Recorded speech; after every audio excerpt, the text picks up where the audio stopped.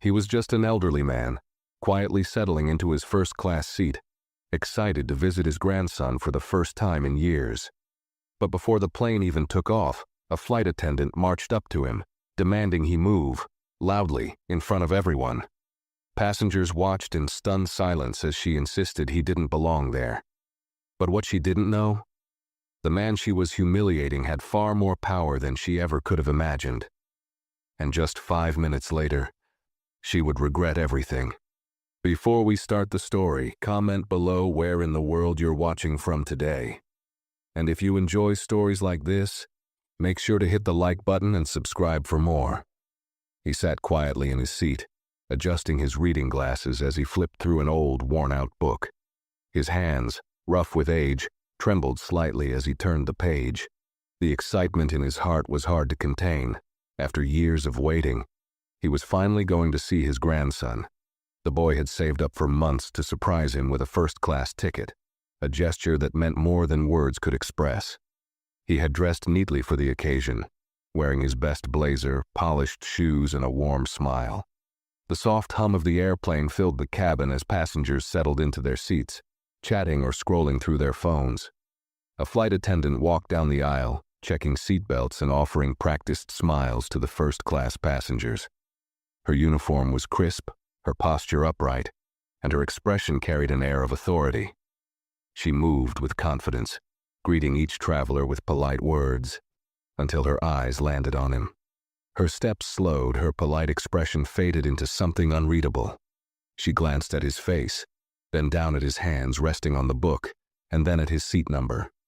Her brows knit together slightly, and without hesitation she took a step closer. "Sir, can I see your boarding pass?" Her voice was firm but laced with the kind of doubt that made his stomach tighten. He looked up, blinking in surprise. "Of course," he said, reaching into his pocket.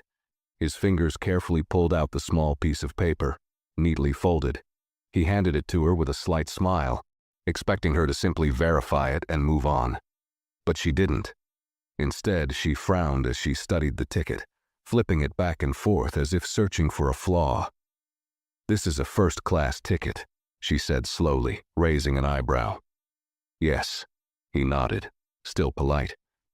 "My grandson got it for me as a gift." She let out a short, skeptical breath, tapping her fingers against the ticket. "Are you traveling alone?" "Yes, I am," he answered, his voice steady but softer now. A few nearby passengers lifted their heads slightly, sensing something was happening. She handed the ticket back, but her stance didn't change. "I just need to check something. Give me a moment." Without waiting for a reply, she turned on her heels and walked toward the front of the cabin. He let out a slow breath, feeling the shift in the air. It was a small moment, a brief interaction, but something about it didn't sit right. He adjusted his blazer, sitting up straighter, trying to ignore the way some of the other passengers were now stealing glances at him, whispering among themselves. Minutes passed, and she returned, her face unreadable. "Sir, I'm going to have to ask you to move to economy. There seems to be a mix-up with your ticket." His heart skipped a beat. "A mix-up?" "Yes," she said, her tone sharper now. "This seat is for first-class passengers. You must have been assigned a different section." He felt his face grow warm, his hands tightening around the armrest. "There is no mistake, this is my seat." The flight attendant folded her arms. "Sir, I don't want to make this difficult. Please take your belongings and move to the back." A silence stretched between them. His chest tightened, but he refused to argue. Instead, he reached for his bag, moving slowly, carefully. The whispers grew louder. Some passengers looked away, pretending not to see, while others watched with quiet interest, waiting to see what would happen next. As he stood up, he reached into his pocket, pulling out his phone. His fingers typed a message quickly, his expression unreadable.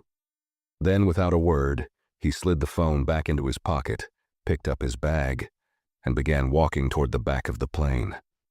What the flight attendant didn't know. That message had just changed everything. He walked down the narrow aisle, feeling the weight of every step. The murmurs of the passengers brushed against his ears, some barely above a whisper, others not bothering to hide their curiosity. His grip on his bag tightened, not because it was heavy, but because his hands trembled slightly. Not from fear, but from something deeper. He had experienced moments like this before. He had seen the way people's eyes shifted when they assumed he didn't belong. But this time, it was different. This time, the assumptions had taken something from him, something he had been looking forward to. As he reached the economy section, he lowered himself into an empty seat near the back. The space was cramped, the seat much smaller than the plush first-class chair he had been assigned. He exhaled slowly, resting his hands on his knees, his mind replaying the last few minutes over and over. The humiliation burned deep, but he didn't let it show. Instead, he reached into his pocket and pulled out his phone. One unread message. "What do you mean they made you move?" He took a breath before typing his response. "They said there was a mix-up with my ticket. Asked me to go to economy." The reply came almost immediately. "Who asked you?" His fingers hesitated before typing back. "The flight attendant." For a moment, he considered leaving it at that, but something in his gut told him to add more. "She didn't even check properly. Just assumed I was in the wrong place." There was a long pause before the next response came. "What's the flight number?" He glanced at his boarding pass, then typed out the number and sent it. He didn't know what would happen next, but something told him this wasn't over. Not even close. At the front of the plane, the flight attendant returned to her duties, her expression neutral, as if the encounter had already left her mind. She continued offering drinks, straightening trays, and greeting passengers. But in the first-class cabin, the air felt different. A few travelers exchanged glances, shifting uncomfortably in their seats. One woman, seated a few rows ahead, whispered to her husband. That didn't seem right. He nodded but said nothing, choosing instead to stare out the window. The plane began its slow taxi toward the runway, the overhead announcement instructing passengers to fasten their seatbelts. The flight attendant gave one final glance down the aisle before stepping into the galley at the front. She poured herself a cup of coffee, sighing in contentment. To her it was just another flight, another routine moment. She had no idea that the next announcement over the intercom would have her name in it. And when it came, she wouldn't be smiling anymore. The plane moved steadily along the runway, the soft vibrations humming beneath the passengers' feet. The flight attendant took a slow sip of her coffee, oblivious to the ripple effect of her actions. She had done her job the way she always did, swift, firm, and unquestioning. As far as she was concerned, there had been no real issue. If the man had been in the wrong seat, then correcting the mistake was her responsibility. It wasn't personal. It was procedure. Or so she thought. A sudden crackle from the intercom broke through the quiet murmur of the cabin. The captain's voice, steady and firm, carried through the speakers.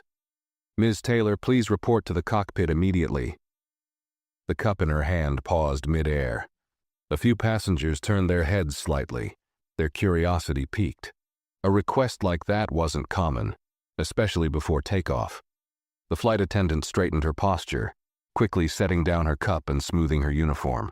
With measured steps, she made her way through the first-class cabin, ignoring the glances being thrown her way. Reaching the cockpit door, she tapped lightly before stepping inside. The captain, a man with years of experience, turned in his seat. His face was unreadable, but his sharp eyes locked onto her the moment she entered. Next to him, the co-pilot glanced at her briefly before looking away. She opened her mouth to speak, but before she could say a word, a voice crackled through the in-flight phone mounted on the panel. "Is she there?" The voice on the other end was crisp, professional, but carried a weight that sent a strange sense of unease down her spine. It was the flight operations manager, a man who rarely, if ever, intervened in real-time flight matters. The captain nodded slightly before pressing a button. "Yes, she's here." The next words from the phone made her stomach tighten. "Ms. Taylor, we just received a direct call from corporate. There has been a serious complaint regarding the removal of a first-class passenger. We need an explanation, now." Her heart skipped. She forced a composed expression and cleared her throat. Yes, sir. There was a gentleman sitting in first class who, after reviewing his ticket, I believed was mistakenly seated there. To ensure proper seating arrangements, I directed him to economy. Silence. Then the voice returned, colder this time. Did you verify his ticket through the system? Her mouth opened, but she hesitated. She had checked it, yes, but not thoroughly. She had seen it, assumed it was incorrect, and made a judgment. The pause was enough for the operations manager to continue. Did you confirm with the gate agent before removing him from his seat? Her throat went dry. No, sir, she admitted, her voice quieter now. A slow, heavy exhale came from the other end of the line. Ms. Taylor, do you even know who that man is? For the first time since stepping into the cockpit, uncertainty flickered across her face. She swallowed hard. No, sir. The captain turned fully in his seat now, his expression grim. His name is Mr. Harris. Not only is he a long-time first-class traveler with our airline, but his grandson is a corporate partner, one of the key investors who ensures this airline continues to operate. Her breath hitched. The air in the cockpit suddenly felt thinner. The manager's voice cut through the silence like a blade.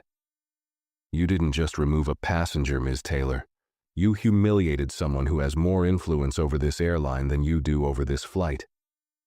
Her lips parted slightly, but no words came. The captain's gaze hardened.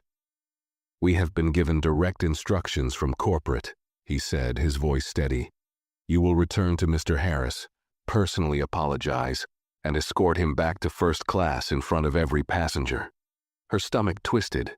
The operations manager wasn't finished.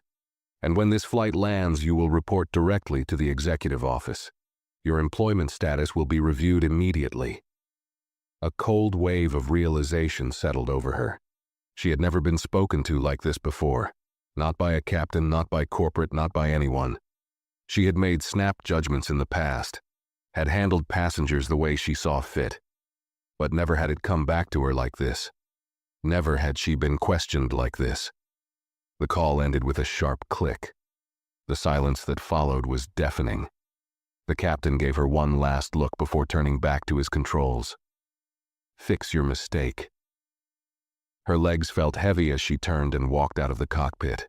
She wasn't sure what was worse, the humiliation of what she was about to do or the fact that it was about to happen in front of everyone. She stepped out of the cockpit, her heart pounding in a way it never had before. The cabin seemed quieter than before, though she knew it was just her own awareness sharpening. The overhead lights cast a dull glow over the rows of passengers, their faces half lit, some staring out their windows, others lost in their own worlds. But she could feel it, eyes shifting toward her, quiet murmurs rising as she made her way back down the aisle. Her uniform, once a source of authority, now felt like a weighted chain pulling her down with every step.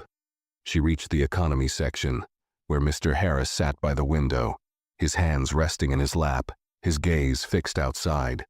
The seat he occupied was noticeably smaller, the space tighter than what he had been forced to leave behind. His travel bag sat tucked under his feet, untouched since he had been made to move. The flight attendant swallowed hard. The weight of the moment pressed on her chest, but she knew there was no escaping it. Slowly, she crouched slightly so that she was at his level, forcing herself to meet his eyes. Sir, she began, her voice quieter than before, lacking its earlier firmness. There's been a misunderstanding. Mr. Harris didn't move right away. His expression didn't shift. His breathing remained even. But there was something in the way he held himself, still, composed, unwavering, that made her more uncomfortable than if he had been visibly angry. She cleared her throat and continued, I'd like to escort you back to your original seat in first class. For the first time since she had approached, Mr. Harris turned to face her fully. His gaze was calm but piercing, his silence louder than anything she could have said. He studied her for a long moment, and in that silence, the power shifted completely. Nearby passengers, who had previously ignored the earlier scene, now listened intently.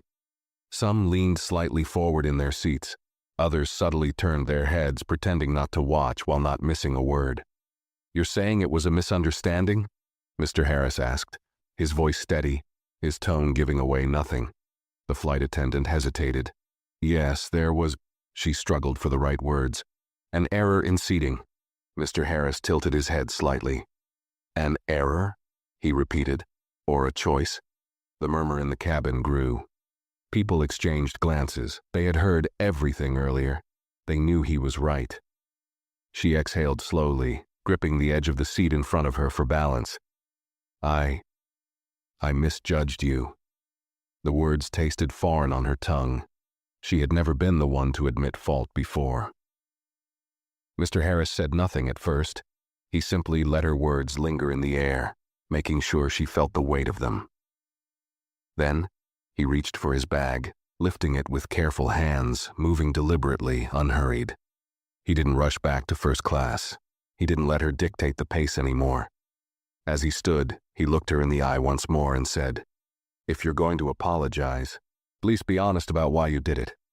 A few passengers let out quiet gasps. The ones who had pretended not to see what had happened earlier suddenly felt exposed. They had witnessed injustice and said nothing.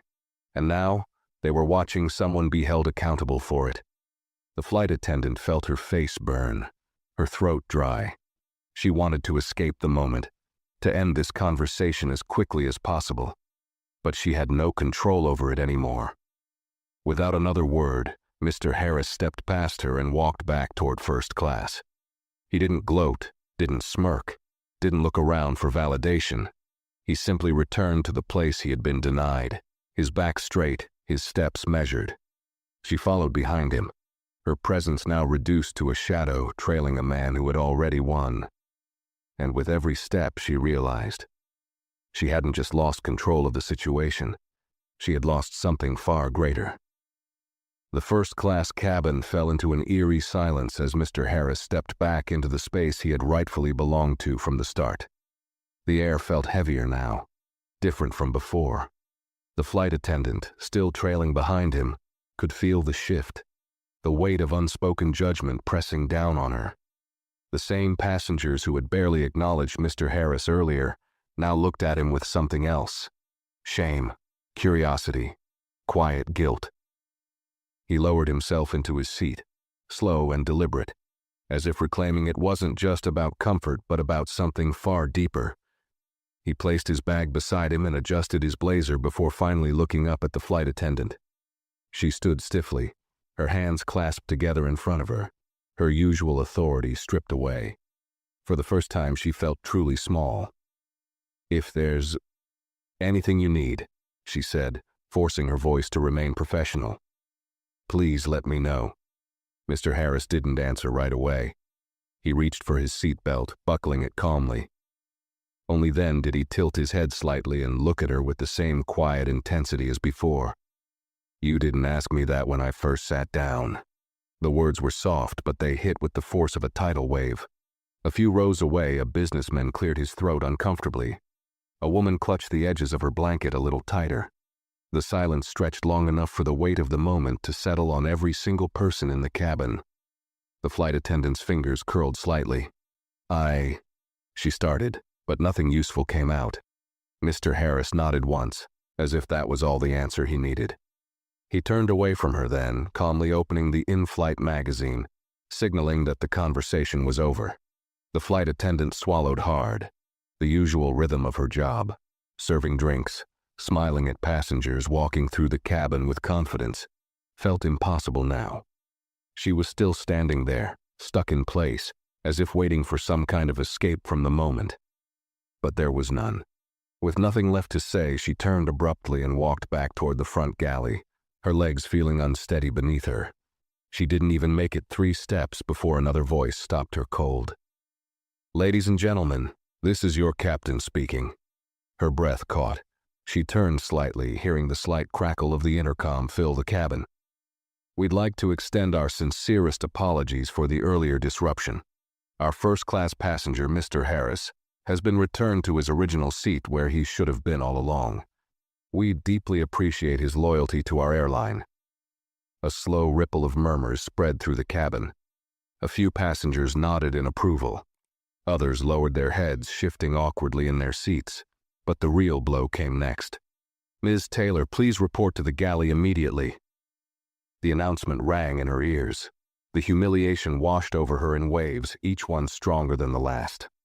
Passengers stared now, openly, no longer hiding their curiosity. Some with amusement, others with disapproval. The ones who had ignored what happened before were suddenly paying full attention now. She felt her legs turn weak beneath her, but she forced herself to move. With stiff steps, she walked toward the front of the cabin, past the passengers who had just witnessed what might have been the most public correction of her career. She had made a mistake and everyone had seen it. But the worst part?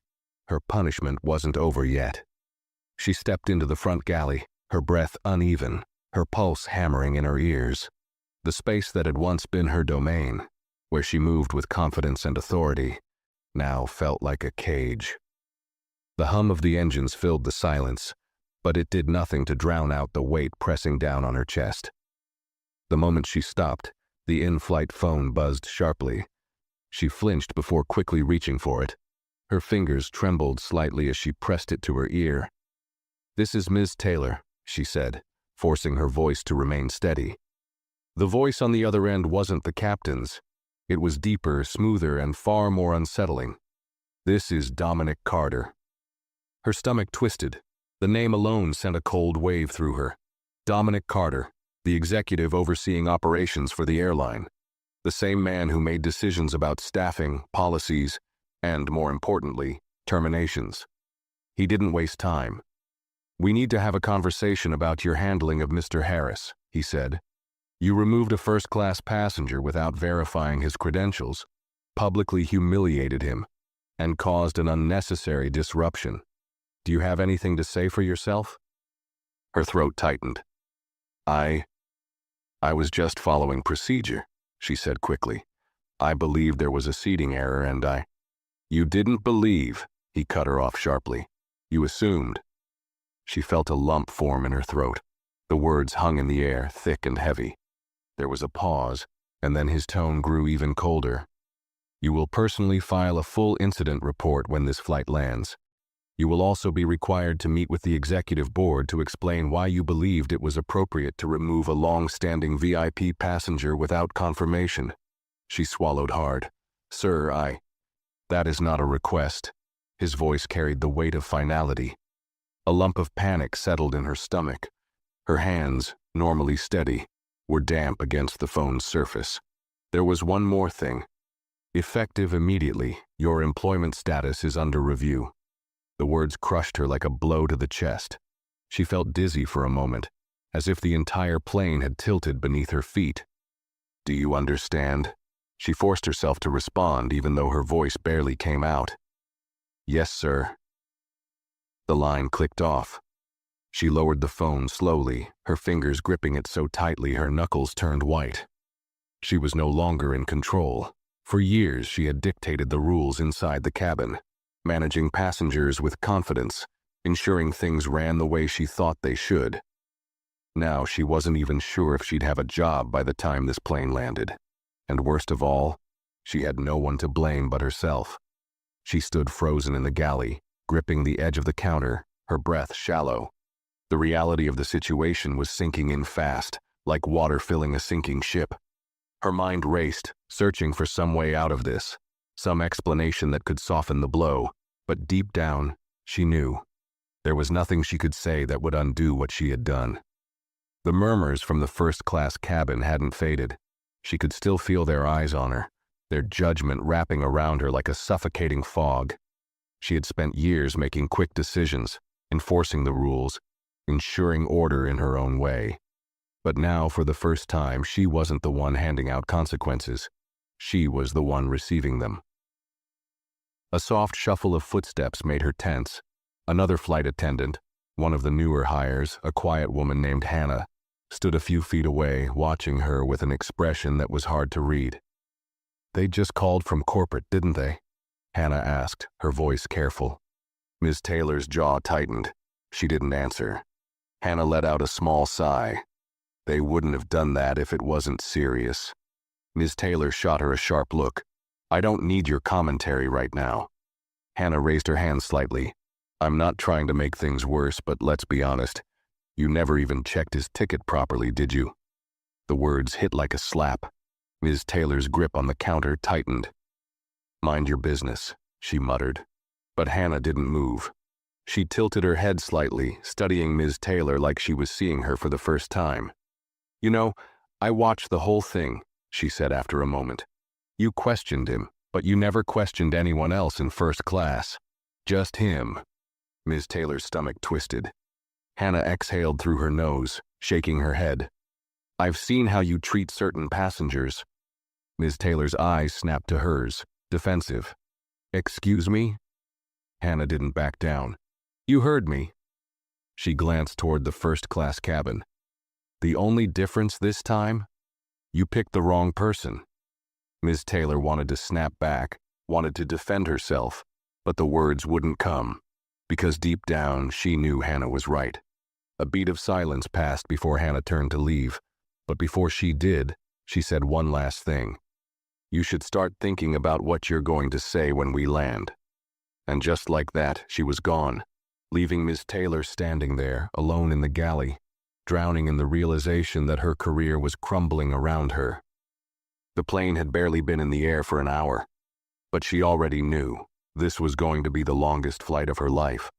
The minutes crawled by, but for Ms. Taylor, they felt like hours. She stood in the galley, gripping the counter so tightly that her fingers ached. Her throat was dry, her chest tight. The weight of everything that had happened pressed down on her like a crushing force, making it harder to breathe. The humiliation, the judgment, the knowledge that she had made an irreversible mistake. It was all sinking in too fast.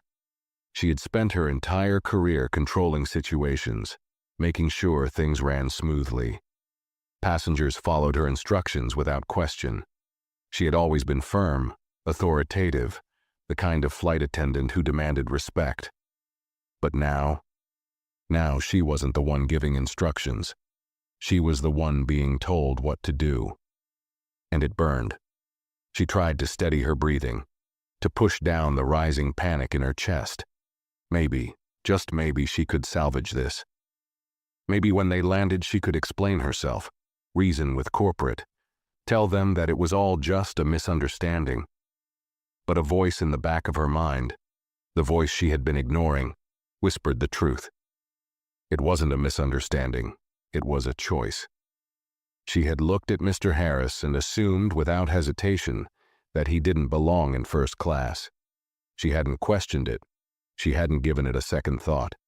She had treated him differently without even realizing it, until now. And now it was too late. A sharp knock on the galley wall startled her. She turned quickly, finding herself face to face with the captain. His expression was unreadable, but there was something in his eyes that made her stomach twist even tighter. You're needed back in first class, he said simply. She blinked. For what? The captain didn't answer right away. He exhaled slowly, crossing his arms. Because Mr. Harris has requested to speak with you. Her heart nearly stopped. For a brief second she thought about refusing, about pretending she hadn't heard him. But she knew that wasn't an option. Without another word, she smoothed down her uniform, straightened her posture, and stepped out of the galley. The walk back to first class felt longer this time, even though it was only a few rows away. She could feel the passengers watching her, their gazes heavier than before. Some of them had seen everything, some had only heard whispers, but they all knew something was happening. When she finally reached Mr. Harris's seat, she hesitated. He sat comfortably now, his back straight, his hands resting calmly on the armrests. He wasn't angry. He wasn't shaking with rage or demanding justice. That somehow made it worse. She cleared her throat. Sir, you asked to see me? Mr. Harris closed the magazine he had been flipping through and looked up at her. His expression remained unreadable, his gaze steady. Yes, he said simply. I have a question. She forced herself to nod. Of course. He leaned forward slightly, his fingers interlocking in his lap. Why? She swallowed. I'm I'm not sure what you mean. His eyes narrowed just a fraction. Why did you assume I didn't belong in this seat?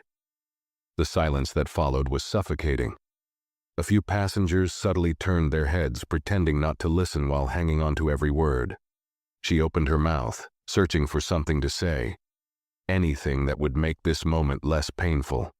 But no excuse felt right. She could say it was a mistake, that she had misread the ticket, that she had been in a rush, distracted. But they both knew that wasn't true. And then, to her shock, Mr. Harris tilted his head and said, "You don't have to answer me." Her mouth went dry. I already know the answer," he interrupted, his voice calm but firm. "I've seen it happen before. I've lived through it too many times to count." She felt a lump rise in her throat. The passengers around them weren't speaking, but their presence was deafening. "I've been traveling for years," Mr. Harris continued. "I've flown first class more times than I can remember. But somehow, people like you still look at me and assume I don't belong." She felt her face heat up. The shame, the regret, the sheer weight of his words settled over her like a blanket she couldn't shake off. Mr. Harris let out a slow breath, then shook his head. "I don't need an apology. I don't even need you to admit what you did." She blinked. "You don't?" "No," he said simply. "Because you already know, and so does everyone else on this plane." His words weren't loud. They weren't angry. But they carried more weight than any punishment she could receive. For the first time in her career, she realized she had lost something she couldn't get back. Respect. Without another word, Mr. Harris picked up his magazine again, flipping it open as if the conversation was finished. Because it was. And Ms. Taylor? She had never felt smaller in her life. She turned stiffly, her legs heavy as she walked away from Mr. Harris. The passengers around her weren't speaking, but their silence was louder than anything she had ever heard. Their glances, their subtle shifts in their seats, the way they looked at her but quickly turned away. It was all too much. She made it to the galley and gripped the counter, her breathing uneven. She wanted to disappear, to wake up and have this entire flight erased from existence. But there was no escape. She had been seen. Not just by Mr. Harris, not just by a handful of passengers, but by everyone. She had spent years making quick judgments, keeping order in the way she saw fit. And until now, she had never been forced to question any of it. But this time, there was no hiding from what she had done. The in-flight phone buzzed again. She stared at it, her stomach twisting painfully. She already knew who it would be. With a shaking hand, she picked it up and pressed it to her ear. "This is Ms. Taylor." The voice on the other end was cool and emotionless. "This is corporate security." Her fingers tightened around the receiver. "When the plane lands, you are to remain on board until security personnel escorts you from the aircraft. Do you understand?" Her mouth felt like sandpaper. "Yes," she croaked. There was a pause, and then the voice continued. "You will not interact with Mr. Harris or any other passenger after landing. You will proceed directly to the executive office for further review. Any refusal to comply will result in immediate termination." The word termination hit her like a slap. For the first time, the reality of the situation fully crashed down on her. This wasn't just a disciplinary action. This wasn't just a warning. She was about to lose everything. Her career, her stability, everything she had spent the last decade building. The line clicked dead. She placed the phone down, but her hand wouldn't stop shaking. For years, she had been in control. The one giving orders, the one making decisions, the one enforcing rules. And now she was the one being told where to sit, what to do, who to answer to. The irony wasn't lost on her. The overhead announcement came on. "Ladies and gentlemen, we will begin our descent shortly.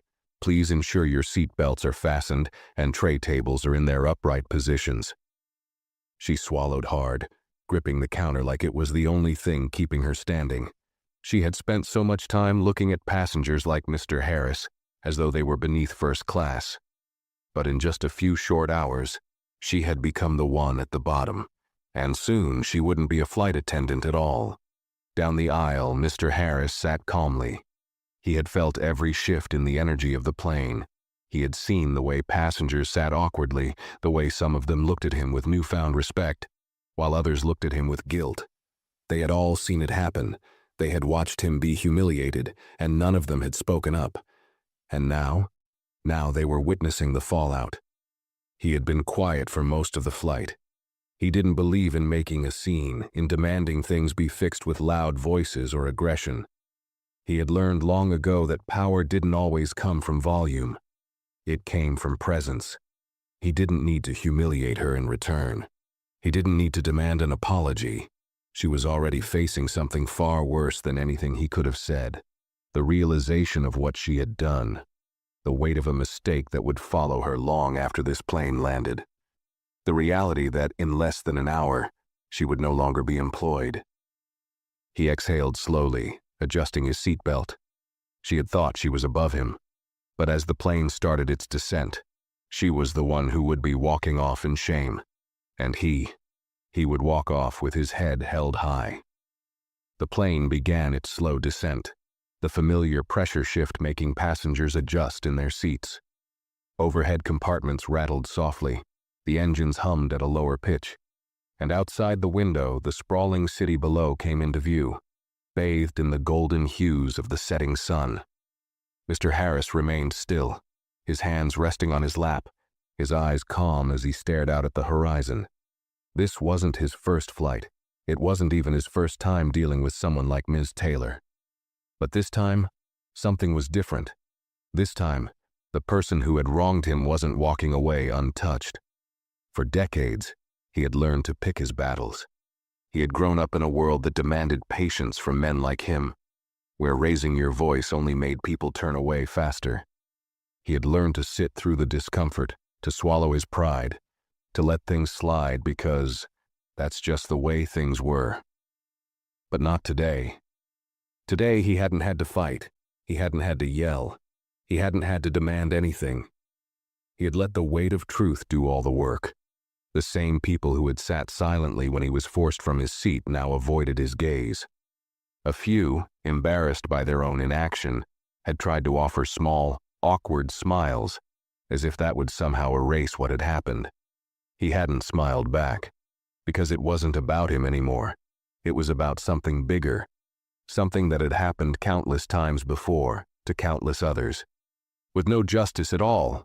This time justice had come swiftly, and it had come without him lifting a finger. In the galley, Ms. Taylor's hands trembled. The descent felt faster than usual. Every second brought her closer to the moment she had been dreading since she picked up that in-flight phone. Her knees felt weak. Her uniform, once pressed and pristine, felt suffocating now, like it was strangling her. The weight of the cabin air, the quiet judgment, the stifling reality of her mistake, it all pressed down on her at once. She had never felt like this before. She had been in tough situations before. Passengers who didn't listen. Entitled travelers who snapped their fingers at her like she was a servant. People who tried to talk their way into upgrades they hadn't paid for. But this wasn't that. This wasn't just a difficult passenger. This was a passenger she had wronged. And she knew deep down that this moment, the humiliation, the judgment, the impending consequences, was something he had felt many times before. The difference? He had never deserved it. But she did. A sudden ding pulled her from her thoughts.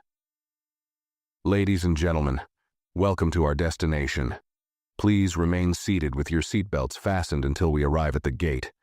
On behalf of the entire crew, we thank you for flying with us. The finality of the announcement made her stomach clench. She turned her head slightly, peering through the narrow gap in the galley door, watching as passengers started shifting, gathering their things, stretching their legs. Up front, Mr. Harris sat still. He didn't rush to grab his bag. He didn't move like everyone else. He simply waited, calm and composed, as if he already knew how this would end.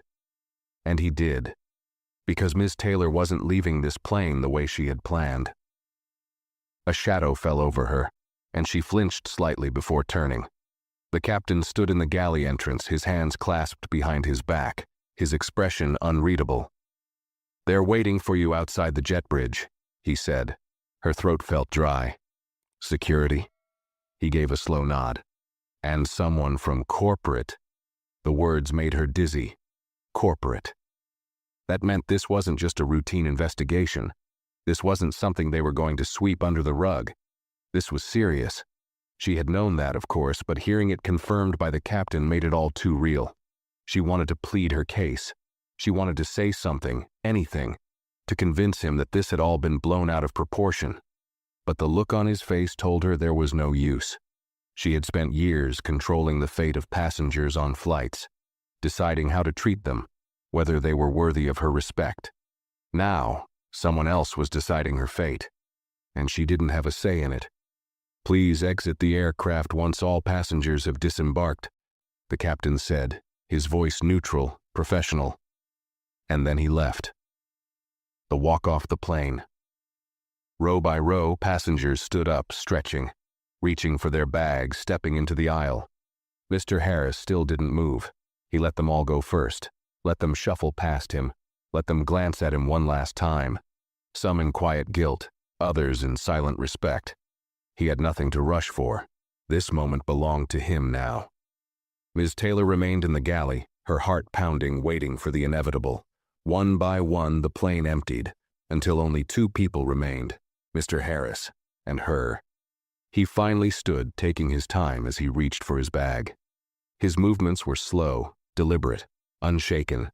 Then, with the same quiet dignity he had carried throughout the entire flight, he walked down the empty aisle toward the exit. And for the first time since she had made him move, she was the one standing in the back, watching him leave. She felt the sharp sting of poetic justice.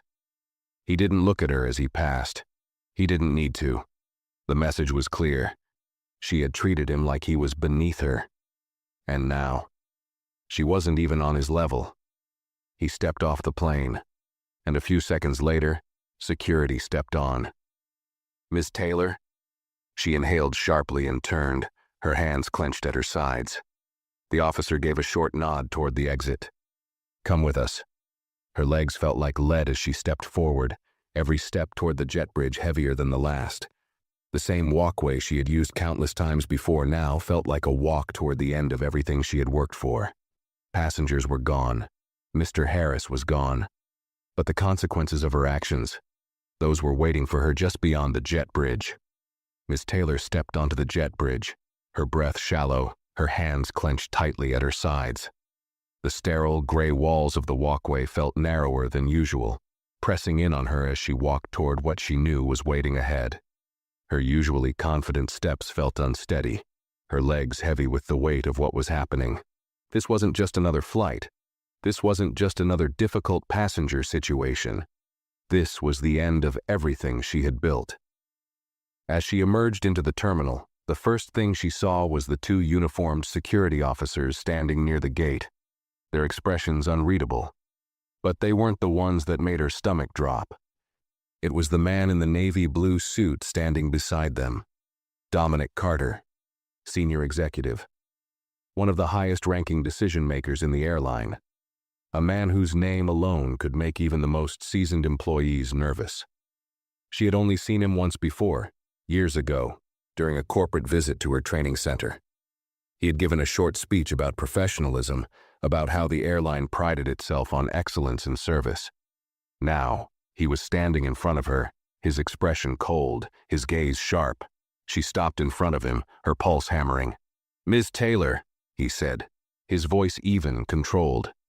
She swallowed hard. "Sir." He took a slow breath, exhaling through his nose as he glanced at the officers beside him. Then, he turned his eyes back to her. "You'll come with me," he said simply. There was no explanation, no small talk, no attempt to soften the blow, because she already knew why she was here. One of the security officers gestured for her to follow. The walk through the terminal was agonizing. She had walked through this airport hundreds of times.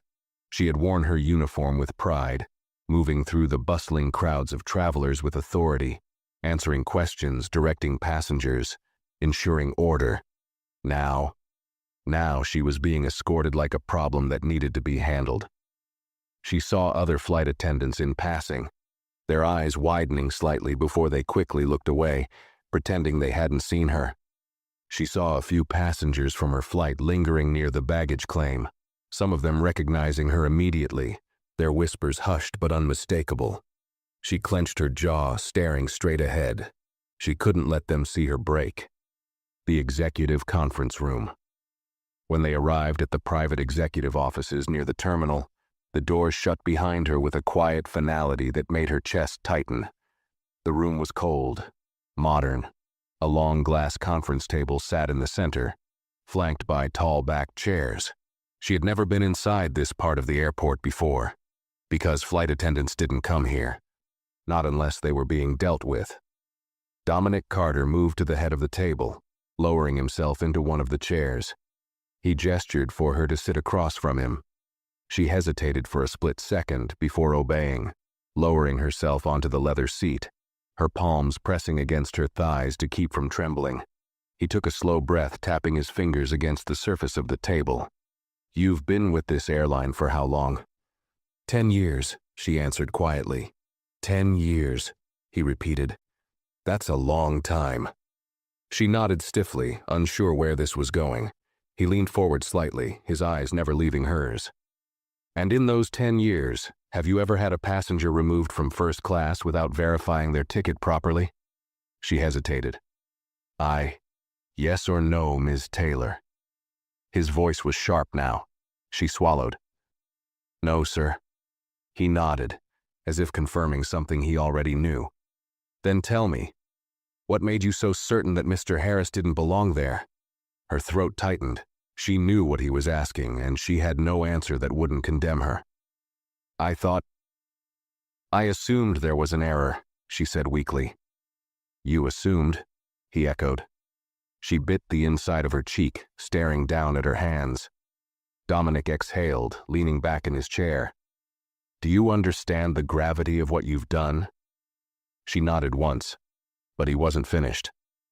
"You didn't just remove a passenger," he said slowly. "You humiliated a loyal VIP traveler who has been flying with us for years. You treated him differently without cause, and worse, you did it in front of an entire cabin full of people." Her stomach turned. He flipped open a file on the table, sliding a printed complaint across to her. The name at the bottom made her breath hitch. Written by Jonathan Harris, Mr. Harris's grandson. A corporate partner, a stakeholder in the airline, a man whose influence could decide whether she ever worked in this industry again.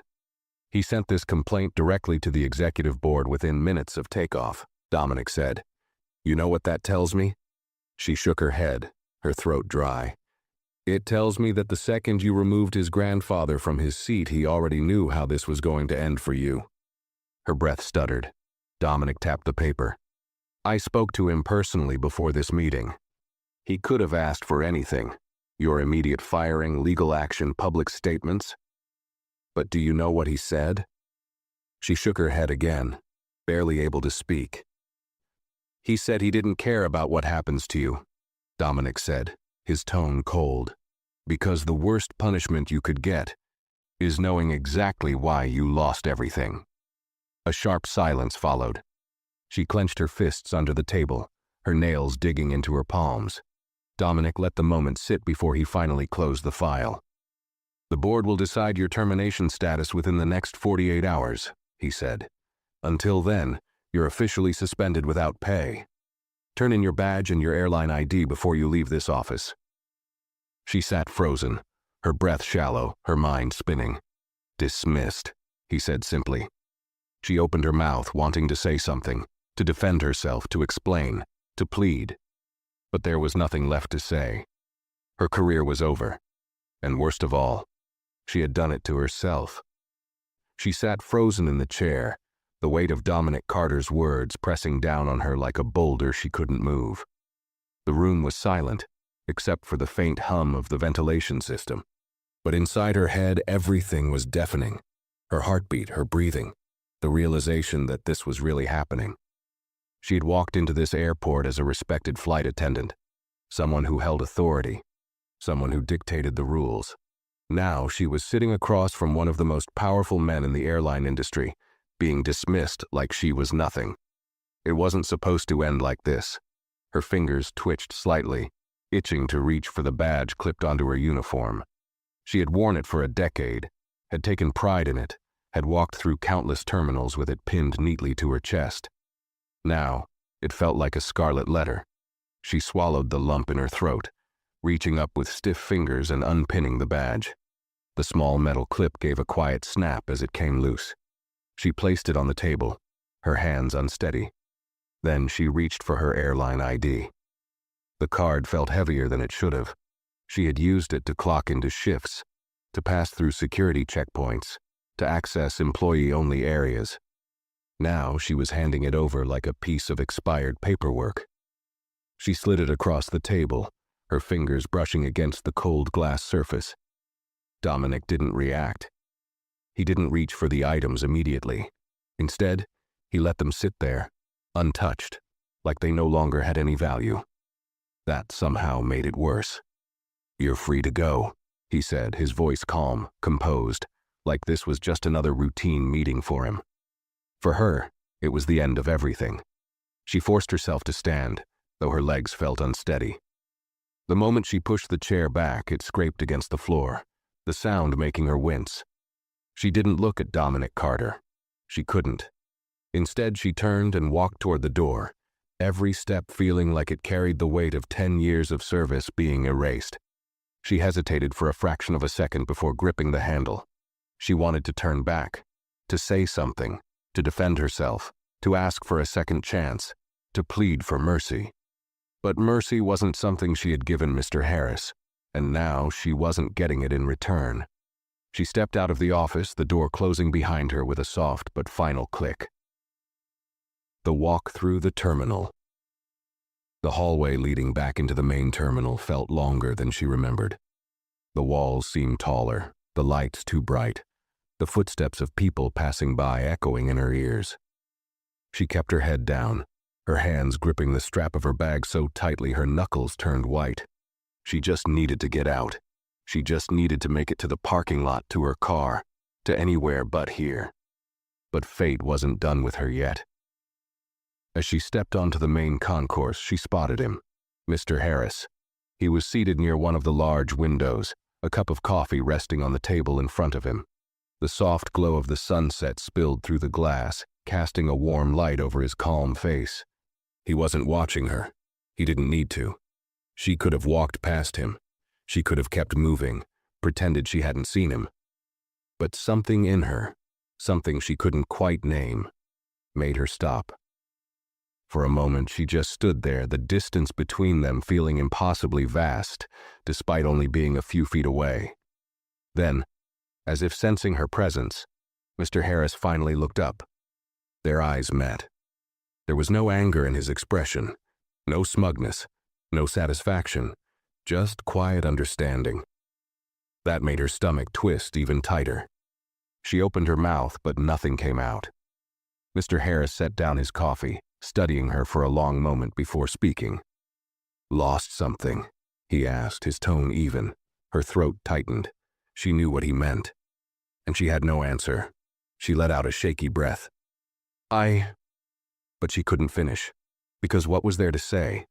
That she hadn't meant for things to go this far? That she had just been doing her job? That it wasn't personal? Because it was personal.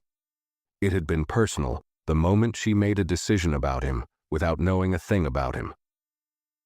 Mr. Harris didn't look away. He didn't gloat. Instead, he gave a small, almost imperceptible nod, not of forgiveness, not of pity, but of acknowledgement. Then, without another word, he picked up his coffee and returned his gaze to the sunset outside the window, as if she had already ceased to exist. And in that moment, she realized something. He had moved on, and she was the one who would have to live with this forever. Outside the airport, the cool evening air hit her as she stepped through the automatic doors. Her feet carried her to the parking lot, but her mind was stuck inside that plane, inside that terminal, Inside the moment, everything had unraveled. She unlocked her car and slid into the driver's seat, gripping the wheel so tightly her fingers ached. For years, she had thought power came from control, from being in charge, from enforcing the rules. But now, sitting alone in her car, with nothing left, she understood the truth. Power had never been in her hands at all. It had been in his. And all it had taken was his silence to destroy everything she had built.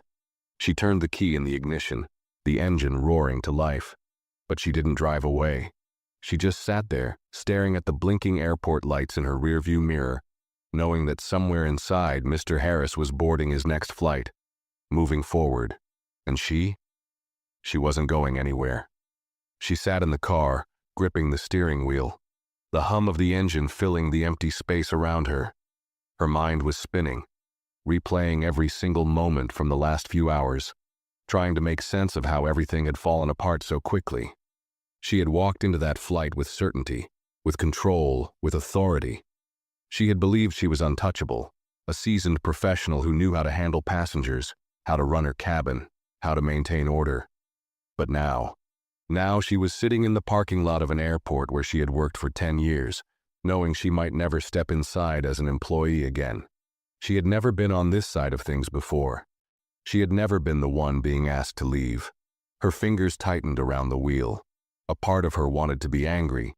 She wanted to tell herself that this was unfair, that she had only been doing her job, that she had followed protocol. But the truth was staring her in the face like a mirror she couldn't look away from. She hadn't followed protocol. She had assumed. She had looked at Mr. Harris and decided in an instant that he didn't belong, that his presence in first class was a mistake. She hadn't checked properly. She hadn't confirmed. She had just acted. And now she was paying for it in a way she never expected. She let out a shaky breath, staring out at the glow of the airport in the distance. Flights were still coming and going, people still moving, business as usual. But her world had stopped. She reached for her phone with stiff fingers, unlocking the screen. The first thing she saw was a notification, her work email. Her stomach twisted as she tapped on it, the screen loading slowly, as if mocking her. Subject: Employee status under review. Immediate suspension notice. Her vision blurred slightly as she read the words, though she already knew what they said. She had been suspended before she even left the airport. Her access to the company portal had been revoked. Her schedule had been cleared. She wasn't fired yet. But she knew it was coming. A lump formed in her throat. She had always thought she was irreplaceable. But the cold, professional tone of the email made it clear. She was just another employee, another name on a list, another person who made a mistake big enough for corporate to erase. Her hand trembled slightly as she locked her phone and dropped it onto the passenger seat. What was she supposed to do now? For 10 years, her identity had been wrapped in this job. The long flights, the uniform, the routine. She had poured everything into it, believing it made her somebody. And now, without it, she felt like nobody. She blinked hard, forcing herself to breathe. This wasn't the end, it couldn't be. She could fix this. Maybe if she went to corporate. Maybe if she explained. Maybe if she apologized. Would that be enough? Would anything be enough? Her chest tightened. It wasn't just about her job. It was about what she had done. It was about the way she had seen people, the way she had treated them. How many other passengers had she dismissed over the years? How many had walked away from a flight feeling like they didn't belong because of her? A fresh wave of shame washed over her. She hadn't just lost her job. She had lost who she thought she was. And no corporate appeal, no desperate explanation, no last-minute attempt to save her career would ever undo what happened in that cabin. For the first time in her life, she understood what it felt like to be powerless, and she hated it. A sharp knock on her car window made her flinch. Her head snapped up, her heart pounding. Through the glass, a uniformed officer stood outside her door, his face unreadable. She hesitated before rolling down the window, her fingers unsteady. "Ma'am," he said, his voice neutral. "We need you to vacate the premises. Employees who have been dismissed aren't allowed to linger on airport property.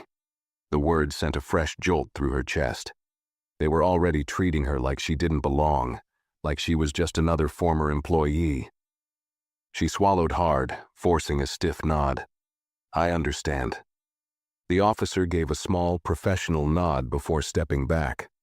She rolled up the window, her face burning with humiliation. They were kicking her out, and she couldn't even argue.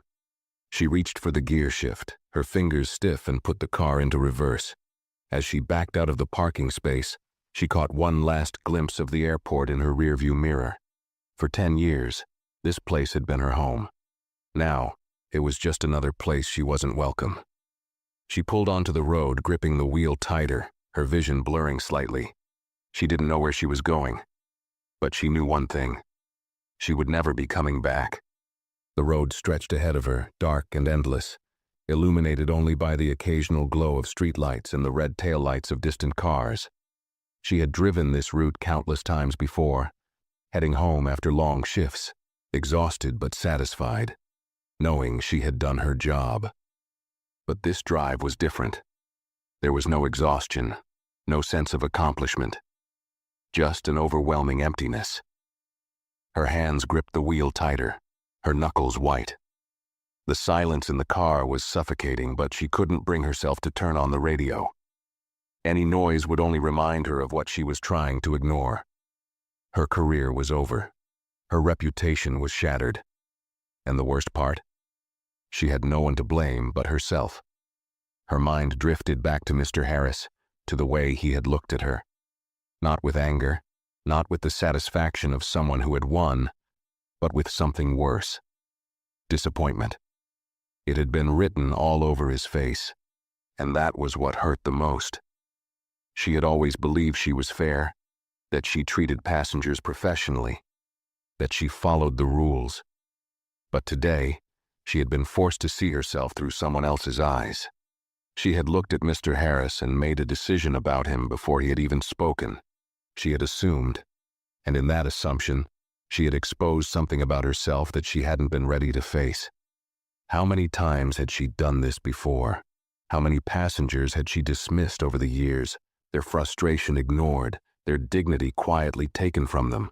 And how many of them had simply walked away, carrying that silent humiliation with them, knowing there was nothing they could do?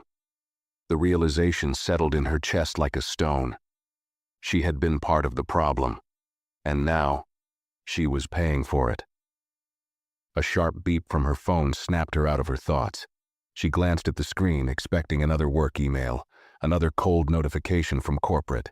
But it wasn't from her job. It was from her sister. Just saw something about you on social media. Call me. Her stomach lurched. Social media? Her fingers trembled as she unlocked her phone.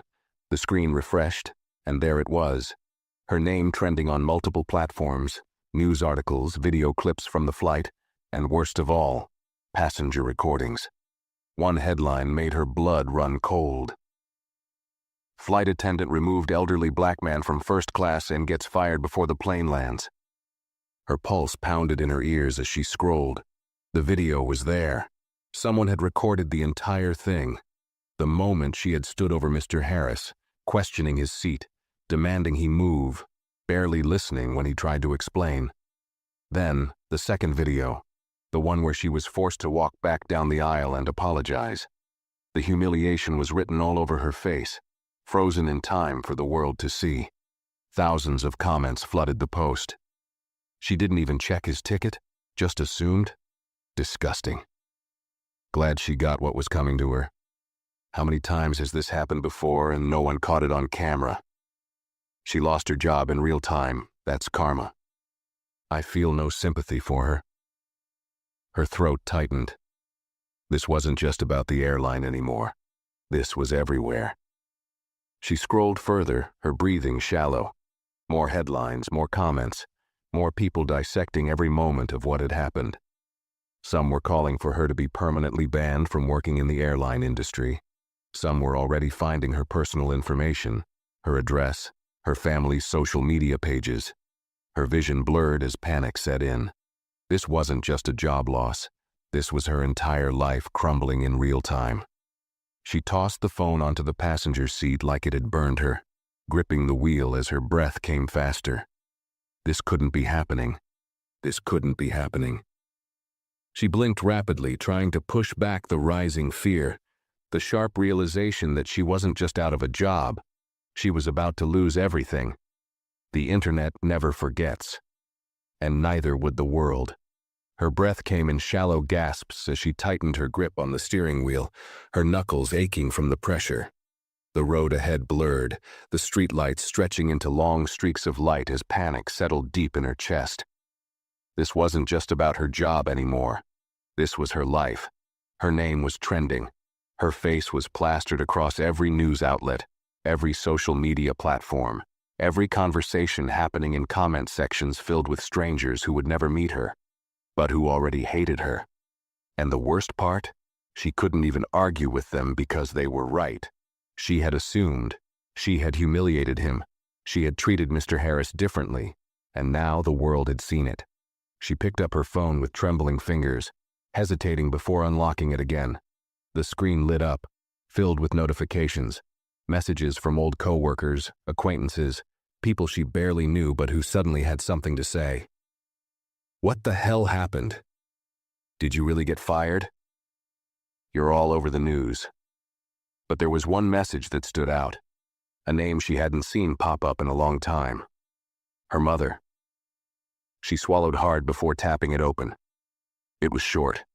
No anger, no judgment. Just 4 words. What have you done? Her chest tightened. She could have handled strangers attacking her.